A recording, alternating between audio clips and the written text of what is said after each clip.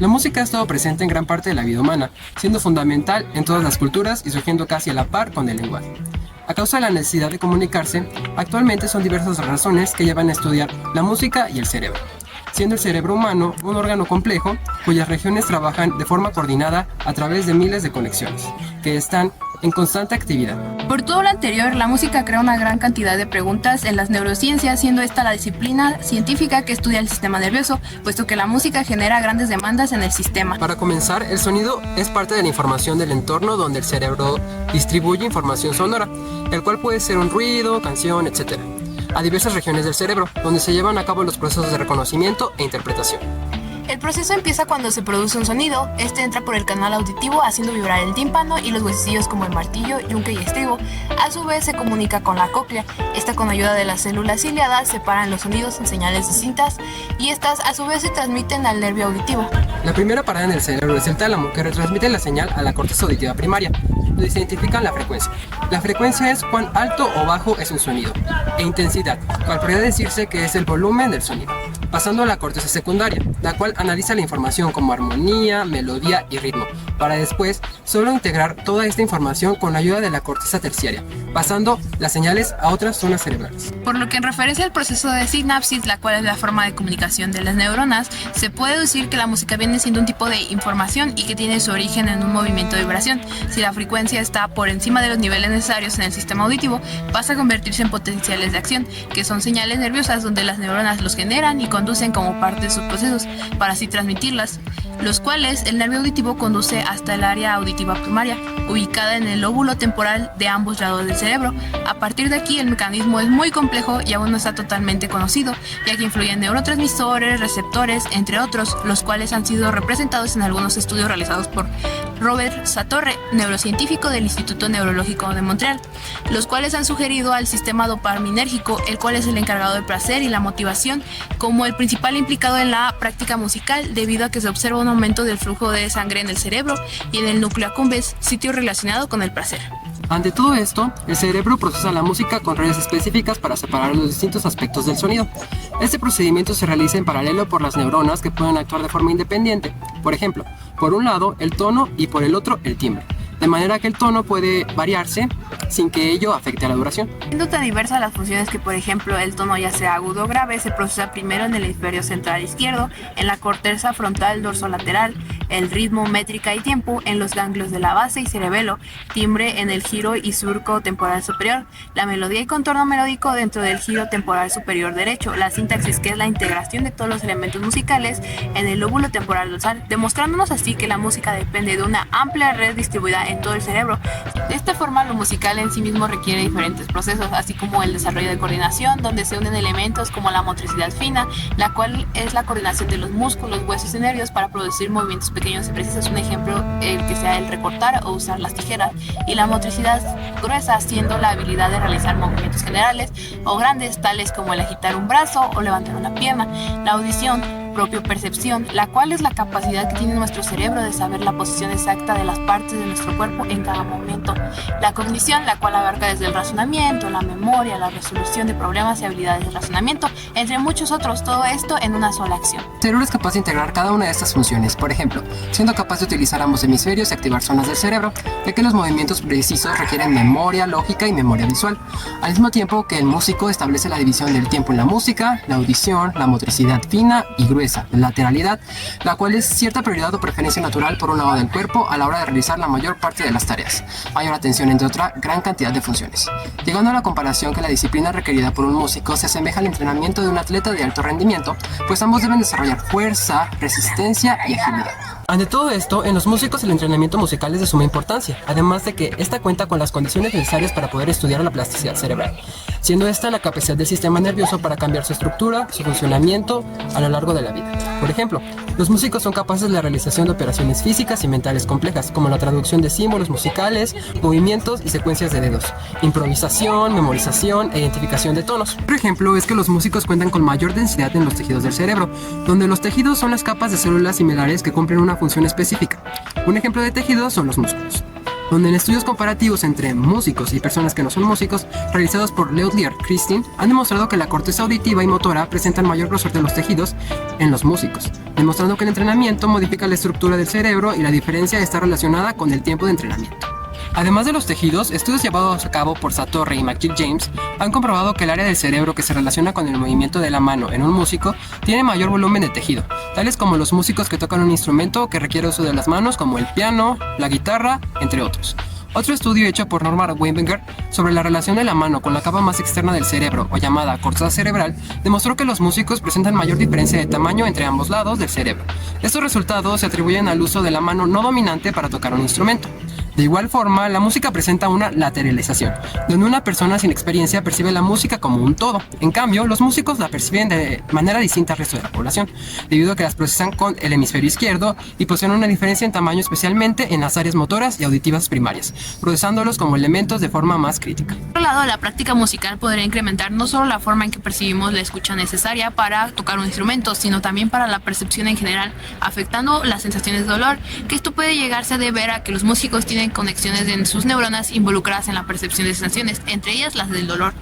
más conectadas principalmente que los no músicos. Los músicos a su vez cuentan con algo llamado imaginería musical. Puede describirse de la manera simple como escuchar música dentro de la propia cabeza. Es de forma interna y no necesariamente se puede ver, aunque este proceso mantiene muchas de las propiedades de la realidad, particularmente de las características del tiempo, pero sin llegar a confundirse con el escuchar realmente. Otra característica es el oído absoluto, conocido como la capacidad de identificar o reproducir una nota musical específica al oírla sin necesitar la referencia de otras, donde las personas con oído absoluto tienden a tener una mayor diferencia de tamaño en ambos lados laterales del cerebro, en la parte después de la circunvolución temporal superior. La música ha sido objeto de estudio en diversas investigaciones. En una labor experimental donde se compararon diferentes cerebros entre músicos y no músicos que revelaron diferentes estructuras y funciones en áreas sensoriales, motoras, auditivas y de integración, donde las diferencias son principalmente el engrosamiento del tejido del cerebro de los sujetos con el entrenamiento musical, además de cambios en la materia gris. Es aquel compuesto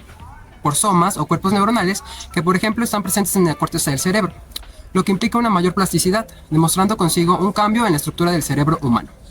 Daniel Levitin, destacado por sus investigaciones, menciona que el cerebro es sensible a procesos musicales. Aunque no se conozca nada de música, se es capaz de distinguir entre los cambios de entonación y entre el comienzo y fin de un episodio musical. Además, demostró que en el área 47 del lóbulo frontal, la cual, como su nombre lo menciona, es la parte más frontal o delantera del cerebro, esta cambia cuando la música también lo hace, por lo que es probable que las personas entrenadas o músicos al momento de realizar y sentir la música activen con mayor fuerza dicha zona. Otro de los experimentos de Levitin describe que los sonidos que escuchamos están relacionados con la amígdala, la cual es una región del cerebro implicada en el miedo y emociones negativas, ya que la música influye y modifica diferentes situaciones relacionadas con el ánimo u otras tales como nuestro ritmo respiratorio y cardíaco, presión sanguínea, pulso y niveles de dopamina, adrenalina, noradrenalina y serotonina, las cuales son neurotransmisores, siendo estos aquellos mensajeros químicos del cerebro que pueden enviar señales para que las neuronas se comuniquen y puedas sentirte feliz o triste. Por ejemplo, todas estas están relacionadas con un determinado estado de ánimo o emociones. Levitin ha presentado evidencias de que la actividad del cerebro en dos de sus redes es distinta. En una red frontotemporal ventral asociada con la detección de acontecimientos que surgen y una red frontoparietal relacionada con el mantenimiento de la atención y actualización de recuerdos, suponiendo con todo esto que existe un trabajo en equipo de diversas partes del cerebro en el procesamiento de la información musical. Otro caso es el psicólogo experimental Steven Pinker, que considera que la música no es una adaptación evolutiva, sino algo parecido a las consecuencias de otras habilidades y necesidades del cuerpo humano, comparando la música como un pastel de queso, donde este es un invento creado para estimular partes de nuestro cerebro relacionadas con el placer, siendo estos concentrados y actúan engañando al cerebro, haciéndole creer que hemos llevado a cabo una acción que promueve nuestra supervivencia, por lo que la música en las zonas relacionadas con el placer sirve para indicarnos que hemos encontrado un ambiente ordenado y libre de peligro, un ambiente seguro. Así como Satorre considera que escuchar, tocar y componer son actividades que el cerebro no procesan igual en caso de la música y en el lenguaje. Los investigadores han descubierto que este proceso en su mayoría en la corteza auditiva del hemisferio izquierdo del cerebro, mientras que la música se procesa más bien exclusivamente en la corteza auditiva derecha. demostrado que la música y las emociones están altamente relacionadas. Las regiones parahipocampal y orbitofrontal, asociadas al sistema límbico, el cual es el sistema que a nivel cerebral trabaja con las emociones, presentan actividad como respuesta a música desafinada o desagradable. Por ejemplo, las personas hemos experimentado sensaciones que producen como una reacción ante la música, altamente placentera o agradable, pues estas sensaciones tienen una base biológica asociada a áreas implicadas a respuestas ante sensaciones altamente motivadoras y agradables. Las zonas implicadas incluyen las áreas de mesencéfalo dorsal y cuerpo estriado, ventral, ínsula y corteza orbitofrontal, así como existe una relación con la experiencia de estos escalofríos y partes de la amígdala, mayormente si se relacionan con sonidos desagradables. En consecuencia, el cerebro contesta a los sonidos y música con cambios químicos y biológicos que permiten acoplar diferentes tejidos neuronales, además de que se estimulan conexiones, se liberan neurotransmisores, hormonas, incluso cambia nuestro ritmo cardíaco y se activan determinadas zonas como el hipotálamo, que se encarga de nuestra temperatura corporal, entre otros. Otro ejemplo se da en la Universidad de Zúrich, Suiza, en 2005, donde se realizó un experimento sobre el impacto de la música en nuestro estado de ánimo con 3 variables: música, imágenes o combinaciones de las dos. Los resultados revelaron que la música tiene mayor influencia en el momento de provocar una emoción, donde la música activa la corteza visual para visualizar imágenes relacionadas con la emoción. El entrenamiento musical tiene las condiciones necesarias para poder estudiar la plasticidad cerebral en los humanos, ya que el mismo es una de las actividades de la vida diaria más complejas. La investigación de los efectos del entrenamiento musical a corto y largo plazo arroja información sumamente relevante de cómo el cerebro humano está constantemente reorganizándose cuando se enfrenta a nuevas demandas o influencias ambientales específicas. De acuerdo con Ellis en 2013, el entrenamiento musical produce modificaciones en diversas estructuras y funciones cerebrales. En las regiones motoras y auditivas de niños que se entrenan musicalmente, se ha observado plasticidad cerebral debido a las demandas requeridas por el sistema nervioso para poder ejecutar música, lo cual proporciona una experiencia motora y de múltiples sensaciones únicas para el niño. Para finalizar, las investigaciones que se han referido al efecto de la música sobre el cerebro infantil han coincidido en que esta provoca una activación de la corteza cerebral. Asimismo, al evaluar los efectos de la música a través de registros, se ha encontrado que la música origina una actividad eléctrica cerebral tipo alfa. Todo lo anterior se traduce en que la música puede provocar el aumento de la capacidad de la memoria, en la atención y concentración de los niños, el mejorar la habilidad para resolver los problemas matemáticos y de razonamiento complejos, así como es una manera de expresarse que introduce a los niños principalmente a los sonidos y significados de las palabras, fortaleciendo el aprendizaje, así brindando la oportunidad para que los niños interactúen entre sí y con los adultos, estimulando la creatividad e imaginación infantil. Al combinarse con el baile, estimulan los sentidos, el equilibrio y desarrollo muscular,